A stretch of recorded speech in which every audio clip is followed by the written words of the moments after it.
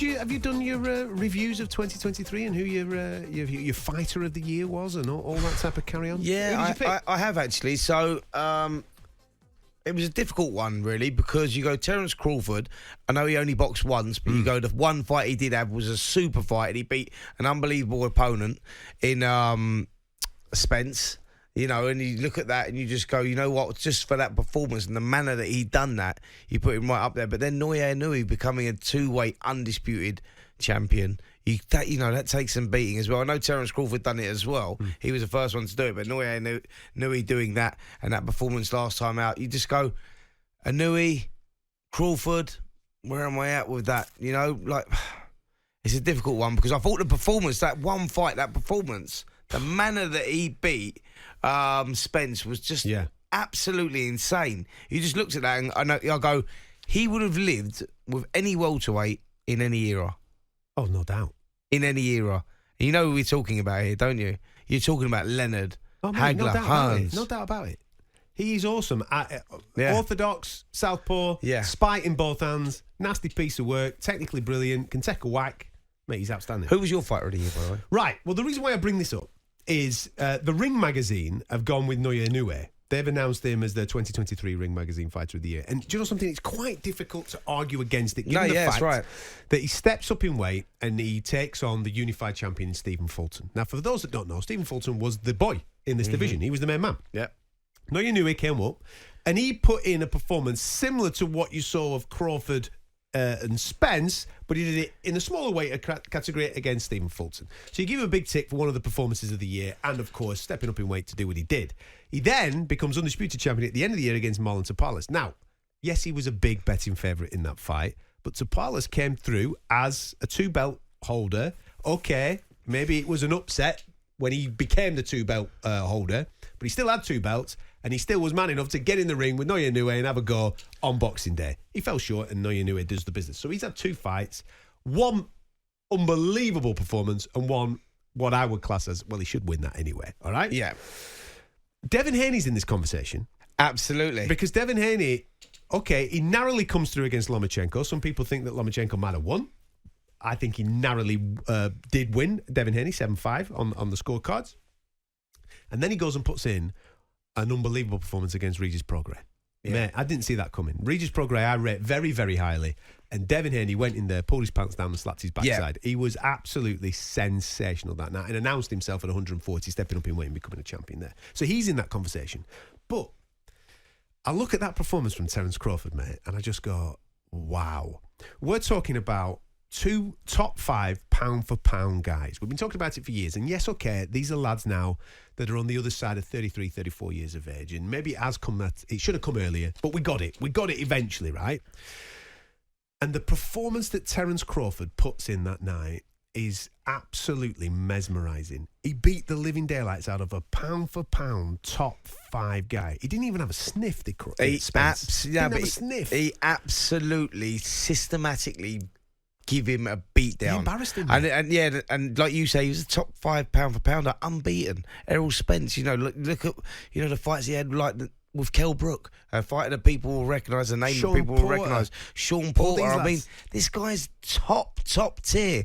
And the manner that he dealt with him, I just looked at him and I just went, and he's bigger than him. That is a future all-time great. Absolutely. Yeah, so I'm Are you coming my way? I'm going Crawford, mate. Yeah, you've done it. Even though it's only one performance and people go, well, you can't be fighter of the year off one performance. You can. I'm going to make the argument, because of how monumental the performance was, my argument would be Terence Crawford is absolutely the fighter of the year last year on an international scale. Who have you got from a British scale? I knew he was going to do that. Who's your British guy? I think there's two in the conversation, right? My first one is Lee Wood.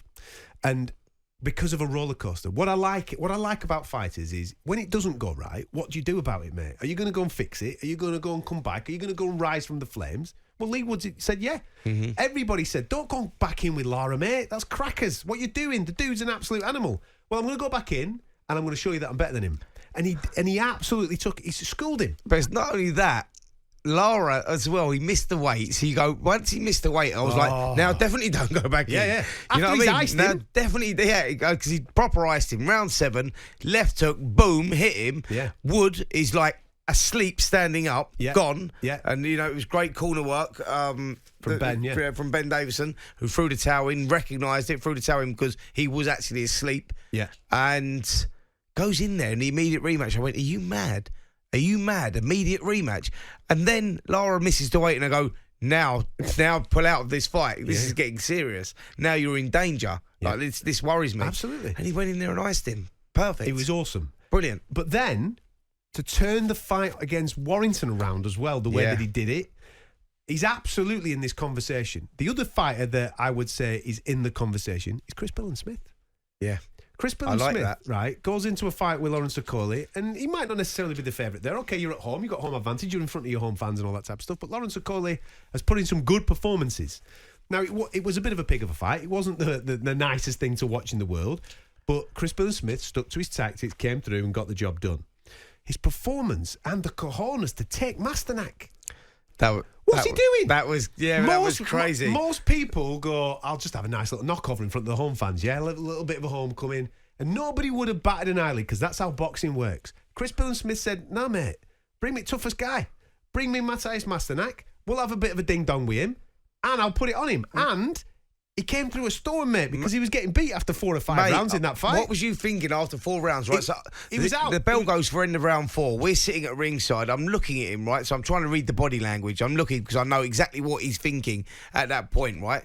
His head drops. Yeah. He walks to the corner and his head's down. And I kid you not, I'm looking at him and I went, he wants out here. He's done.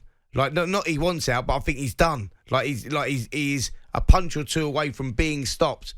Then Shane McGuigan in the corner, give him a slap, lifted his head up, give him the rollicking that he needed, and it worked. And he went out there and he picked himself up and he turned it around. I don't know how he done that. I've got to be honest, mate. Because what did you think? I thought Masternak, he was a punch away from winning that fight. Yeah, I think after halfway, Masternak was 5-1 maybe.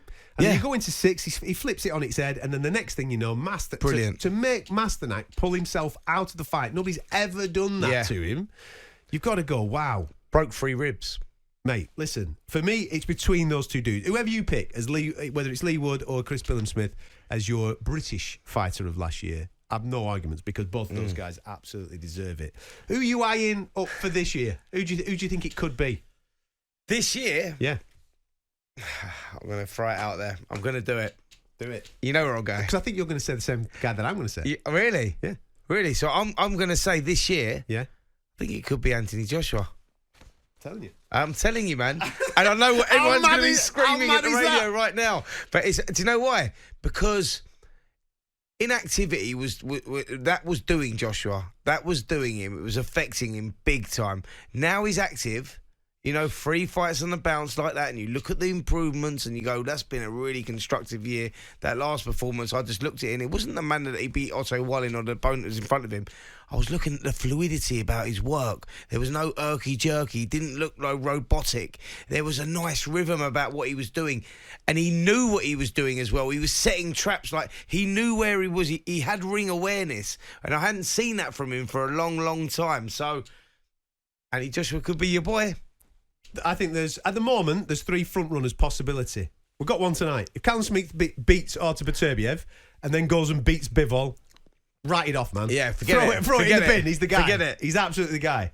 If Fury goes and beats Usyk and then goes and beats Usyk again and then goes and beats AJ, write it off, man. He's the guy. Yeah, come on, let's be straight. If AJ beats Ngannou, becomes champion for the 3rd time at heavyweight by beating Ergovic, and then goes and beats Fury, Usyk winner, mate, come on. That's all-time great stuff, isn't it? I can't compete with that. I can't compete with that. That's all-time great stuff.